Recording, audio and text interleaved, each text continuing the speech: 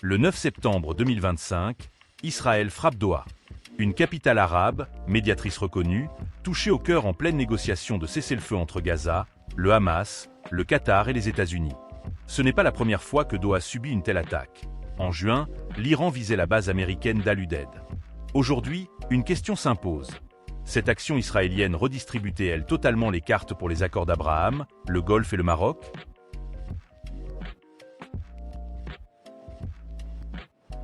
Voici ce qui s'est réellement passé. Israël a mené une frappe ciblée à Doha, visant des responsables du Hamas et causant la mort d'au moins 6 personnes, dont un agent de sécurité qatari.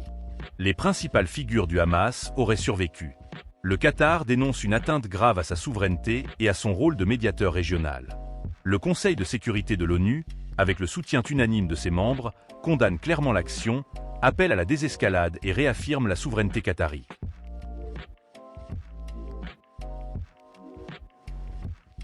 En juin 2025, le Qatar a déjà subi une attaque. L'Iran a lancé des missiles vers la base américaine d'Al-Udeid, rapidement interceptés sans victime. L'offensive israélienne diffère clairement. Il s'agit d'une cible politique, en pleine négociation, qui déclenche une onde de choc diplomatique. Le précédent iranien avait montré la vulnérabilité de Doha, mais cette fois, l'impact sur la scène régionale est bien plus profond.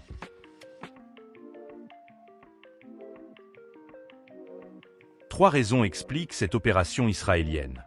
D'abord, envoyer un message clair au Hamas. L'exil n'offre plus d'impunité. Ensuite, la politique intérieure. Le Premier ministre Netanyahou, sous forte pression, cherche à renforcer son leadership sécuritaire. Enfin, saboter la médiation en cours pour éviter au Hamas un cessez-le-feu jugé trop favorable. Selon des sources israéliennes, une riposte plus agressive reste possible à court terme.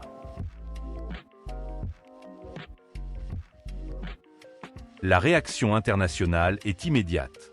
Le Qatar qualifie les propos de Netanyahou d'irresponsables. Les Émirats arabes unis dénoncent un acte qui menace la confiance bâtie par les accords d'Abraham.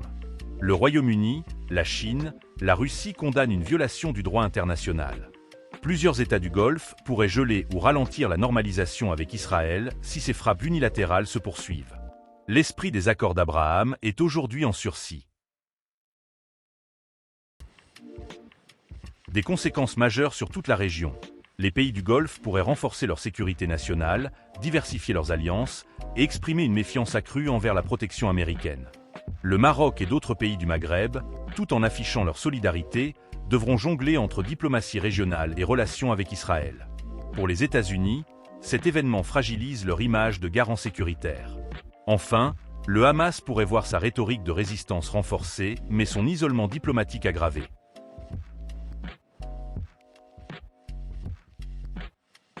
Plusieurs scénarios se dessinent pour les semaines à venir. Une escalade diplomatique du Golfe, des sommets régionaux, un éventuel gel partiel des accords d'Abraham ou des initiatives de normalisation. Certains pays pourraient renforcer leurs liens stratégiques avec la Chine, la Russie, voire l'Iran. Une pression internationale croissante pourrait s'exercer sur Israël, avec sanctions potentielles. Enfin, le risque de mesures de rétorsion diplomatique ou sécuritaire du Qatar et de ses alliés reste à surveiller.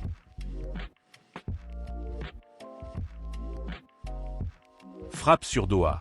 Ce n'est pas seulement une attaque, mais un tournant stratégique régional. Les accords d'Abraham se retrouvent à un carrefour critique de confiance et de sécurité.